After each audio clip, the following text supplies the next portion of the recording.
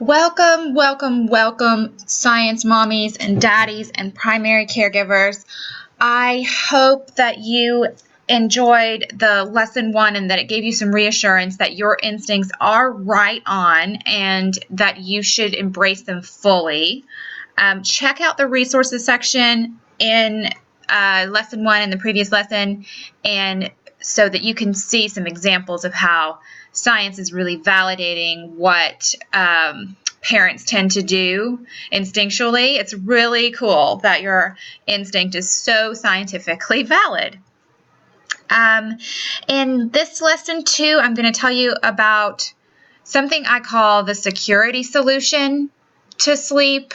This is a fundamental part of the Smart Baby Sleep system because, contrary to a lot of the other popular modern approaches to baby sleep, this system uses the baby's what I call security surveillance. You may have noticed babies have this. They have a little security surveillance that can get tripped over any little thing because they don't know anything and they're coming into the world with a very strong survival instinct, and anything that trips their security surveillance is a possible threat is going to wake them up, for one thing. If they're awake, it's going to upset them. And so that's where we step in. And so the security solution, at least in this method, we step in. We always intervene and respond and calm distress. So with the security solution, what we're doing is I've just organized all of the things that can trip that security surveillance. And the top ways that you can prevent that from happening so the baby sleeps through each sleep cycle and continues sleeping so that they get the longest durations that are developmentally possible for them at each stage of development. And then we'll also address in lesson 2 here some of the sleep myths that counter the security solution, that sort of the antithesis of establishing the security and helping to make the baby feel really safe and secure so that they don't need to wake up excessively. There's a lot of culturally influenced bias that comes into play, and so we as parents tend to get a lot of advice that is not helpful in terms of protecting that security surveillance. So I'll just highlight 3 of those, the top sleep myths that we're told, and then I have some mantras for you to keep at hand and to keep handy, I should say, to push those sleep myths out of your head. And whenever you hear them, you'll have your mantra, and you'll just hold on to that mantra to counter them.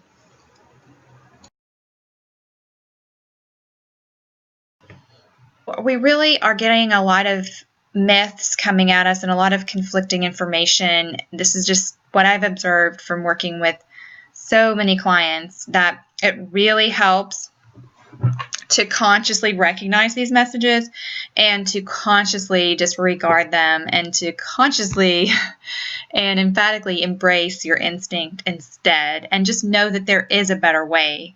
The ones who are telling you to do cry it out sleep training, for example, just don't know that there's a better way. It hasn't been taught to them, and they just aren't aware, and they're doing the best they can with the information that they have.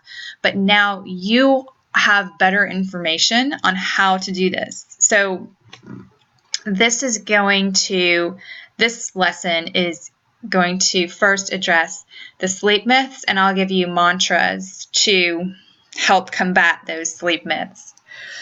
And then we will get into the 3 pillars of Smart Baby Sleep. The first thing we need to recognize in order to silence the sleep myths that get in our way of following our instinct is to recognize that culture has a history of masquerading as science. So if you're ever confused about why you're getting so much conflicting information from books and magazines and different experts, parenting experts and sleep scientists, it's because a lot of the information you're getting is filtered through a cultural lens. So when we take away the political and the cultural influences, then we can get to the real unadulterated science. And when you're following your instinct, that science is validating what you are feeling you should do and your instincts to nurture and respond. That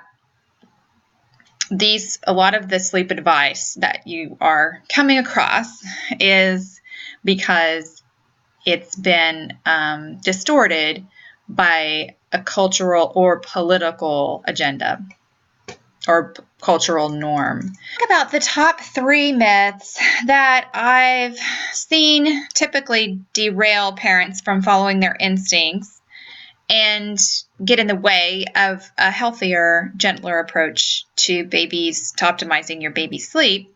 The first one that you may have heard is your baby should learn to sleep independently, that it's sort of a developmental requirement. And in the first year, it's really not developmentally realistic or appropriate that babies should learn to sleep independently. Now, we do want to gently nudge babies toward some aspects of more independent sleeping, but within their ability and capabilities to do it without distress.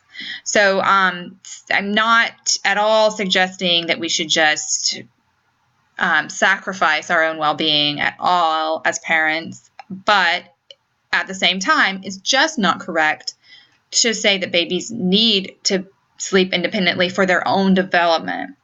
Some of the thought leaders in anthropology, they will tell us that human babies are born about 18 months early compared to the development of other animals in considering with respect to our brain size.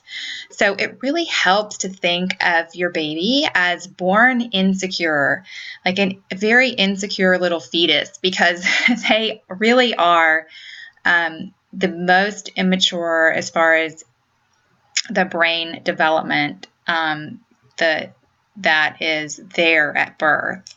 And it's what we do from that point forward that builds the baby's security.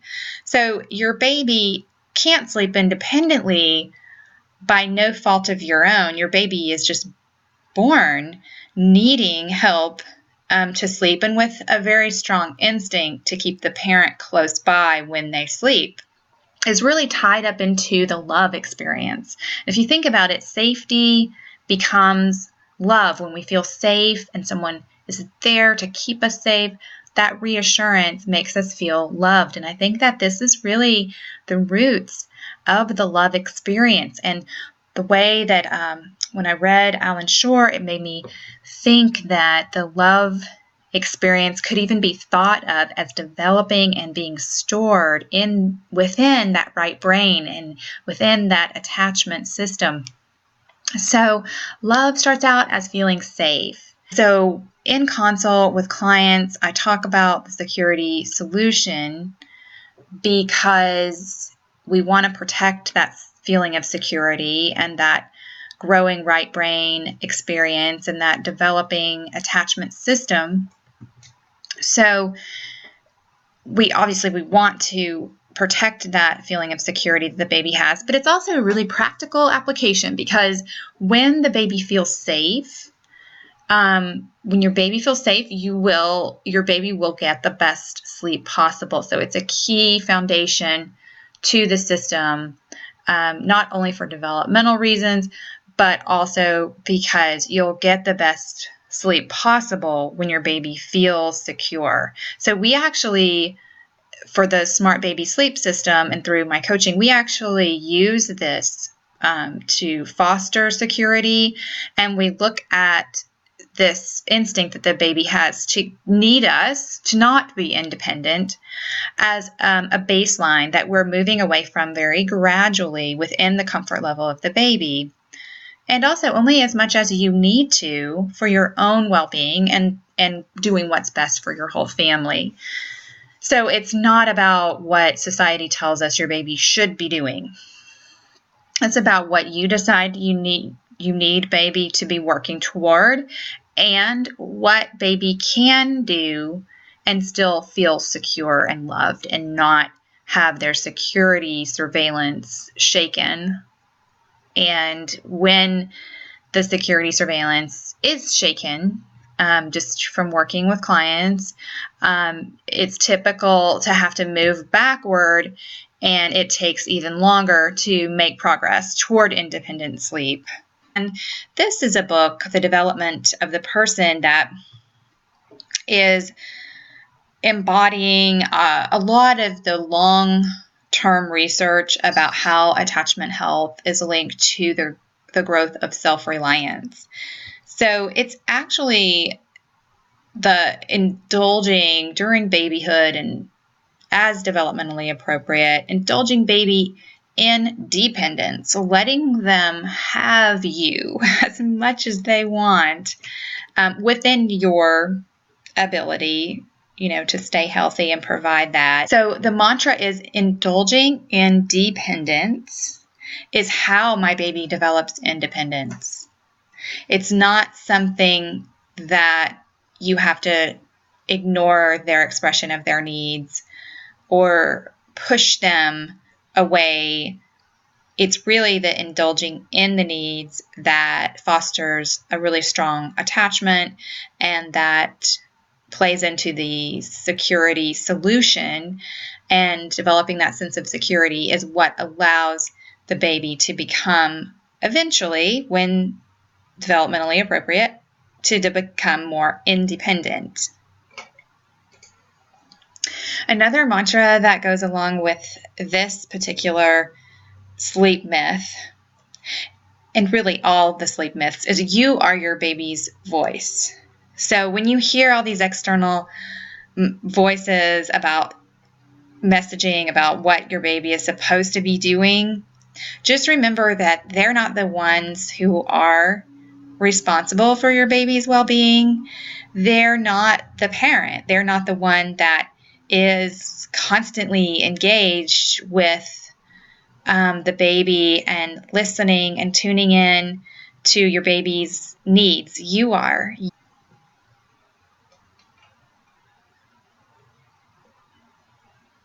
And this brings us to myth 2. Your baby should learn to self-soothe. Really, your baby begins life as a turbulent storm of emotions, and you neurologically model the comforting of those wild emotions when you calm your baby, when you engage in all the instinctual soothing that you do as a parent. And when you do that, your baby forms neuropathways to mirror it. Unconsciously, over time, your baby internalizes the skill to track back wild emotions to equilibrium. And this happens at a neurological level. Your baby learns to manage emotions over the course of the first year through the repeated process of you responding to his emotions and comfort. And certainly past the first year to some degree, but it's really unrealistic for the first year to expect very much self-soothing at all. So you neurologically model by offering comfort. You neurologically model how to both enjoy good emotions, like we saw in that first video, with my little boy who's 9 now, and he still loves to laugh. He still loves to play. He's very playful, with a great sense of humor, and so that part of his personality is well wired, and is such a gift. But you are neurologically modeling these things in the first year, how to enjoy good emotions, and so important to how to tolerate and be able to fully feel negative emotions without repressing them slide about the brain development. Just remember that all those parts of the higher brain are not even developed in the first year. So babies really their brains are not formed enough to self-soothe in a neurological sense. You have to have some ability to, some agency, some action has to happen in the higher brain to calm down by a chemical response to calm down those stress hormones. So you've got stress hormones pumping out because something has gone wrong in their world or something's shaken their security system. It could be anything. That part doesn't matter because your baby is going to feel those emotions. It's just part of the deal. But then you come in and you offer soothing touch and soothing sound, and your presence, just your presence, is creating the counter chemicals that are at a biochemical level countering the stress hormones, the stress chemicals, and bringing the baby back down to equilibrium.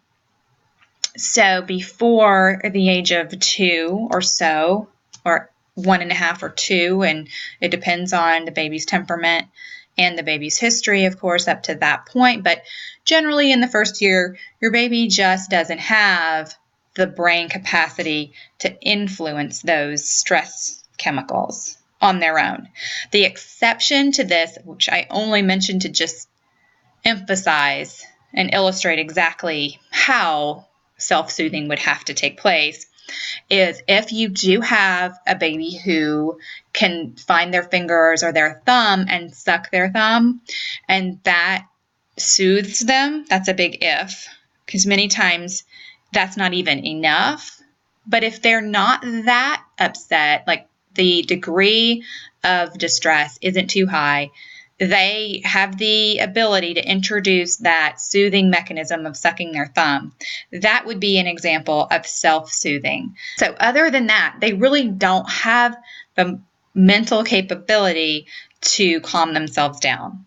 So in summary, babies are actually taught self-soothing in a neurological sense by having the soothing done for them. That's precisely how they're taught self-soothing, by having the soothing done for them. There's really no other way. So you can use that, keep that close and use that to combat that sleep myth of your baby should self-soothe. And of course, the foundations of the nervous system are setting up during this time, and the set points and thresholds and parameters for life is a huge part of that brain development that's happening in the first year. And so by offering that soothing and helping the baby create those mental maps of how to get back to equilibrium is setting them up for positivity and emotional balance for life. So again, back to the states become traits mantra. And that's all happening in the first 1.5 years, as part of that right brain growth spurt. Look at the brain development that's happening. You find that these things that babies are demanding in order to be soothed, the physical contact, the movement and sound, baby wearing, all of those things are actually, as it turns out, helping their lower and midbrain development. So lower and midbrain development, I learned from Dr. Bruce Perry, is stimulated by rhythm and melody. Early months, when they tend to need a lot of this movement and sound to be soothed, just remember it is helping their brains develop optimally. Even the instinctual practice of baby wearing, which we highly, highly recommend, so that you can have your hands free and get things done yourself while baby is napping. And that baby wearing combines the benefits of kangaroo care with vestibular stimulation. And vestibular stimulation is linked to other aspects of brain development. It's a hot topic in the fields of occupational therapy and physical therapy and child development. Well, guess what stimulates vestibular systems? The movement and the rocking and the bouncing and the dancing around the room that parents tend to do instinctually, and that unfortunately a lot of the sleep books are telling parents they shouldn't do, because babies should just learn to self-soothe. Wearing is correlated with less fussing and better baby sleep in general. For example, babies who were held for 3 hours a day cried significantly less. And your heartbeat, even just holding your babies against your heart, provides tactile, vibrational, and auditory stimulation, which Dr. Bruce Perry says to help organize the baby's brainstem and stress regulatory neurotransmitter systems. And those systems are being set up for life during the first year. This is why many young babies will not settle with some of the so-called sleep props. Their little brains actually know what they need. Okay, so here's your mantra for the self-soothe myth. My baby learned self-soothing precisely from me soothing her. Check out the resources section for all the citations on this and how self-soothing is done through soothing by the parent, and that it's actually contributing to the neurotransmitter systems that contribute to the regulatory systems that are setting up during babyhood and toddlerhood, and especially the first 18 months of life. And a lot of this was taken from teachings by Dr. Bruce Perry, and he emphasizes the stress regulatory systems and how they're influenced and calibrated by movement and sound and rocking and all of the wonderful things that parents do that are a lot of times called sleep props. And I've come across so many parents just making themselves crazy trying not to do these things because they're told they'll create bad habits or their baby is too dependent on them. But their instincts are just screaming at them along with their baby at times to do these very soothing tactics. So that mantra, my baby learned self-soothing by me soothing her, that is definitely something to keep close in this culturally influenced environment that we as parents find ourselves in. I want to take a moment to talk about the touch tank. As I mentioned earlier, this is just like feeding.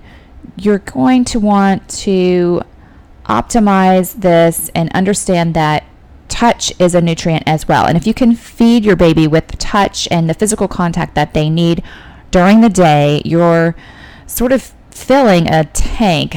So it really helps to think of it this way, because the more they can get during the day, the less they're going to need at night, just like milk eventually. And this point will be clear in the lesson on feeding for optimum sleep, but this isn't applicable. The feeding aspect isn't applicable to newborns because they really need to feed every 2 hours or sometimes more. So they need to feed whenever they signal. But after that period, there is a lot of improvement to be had by moving the calories for the baby into more calories during the day and fewer at night, so they won't be as hungry at night. Even toddlers, this is something that can help a lot because some toddlers really are hungry at night.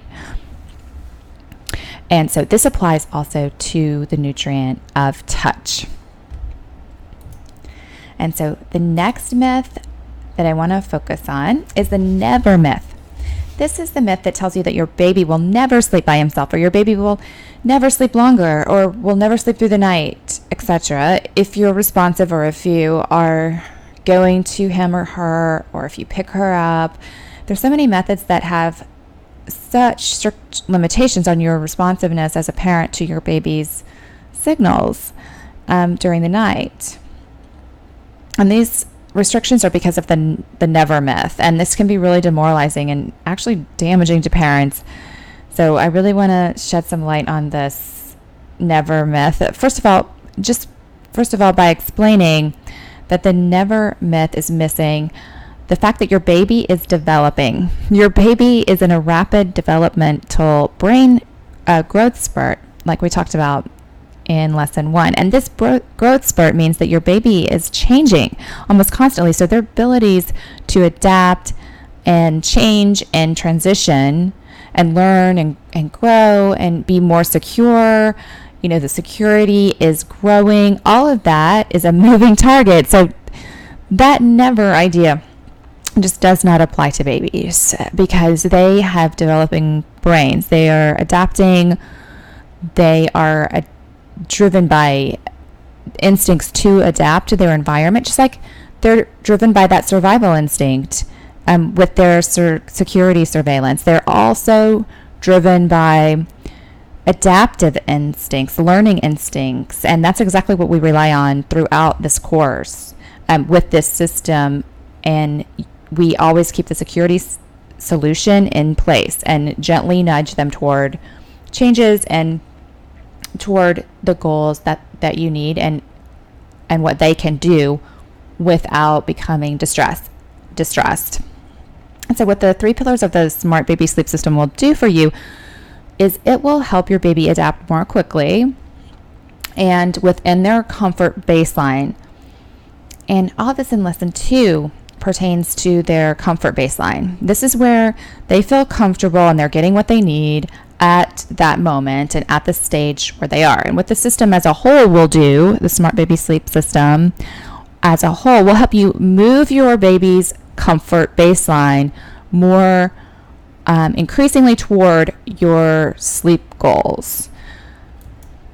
The brain learns through associations, and that's what the 3rd pillar of the system deals with. So that is the nudge.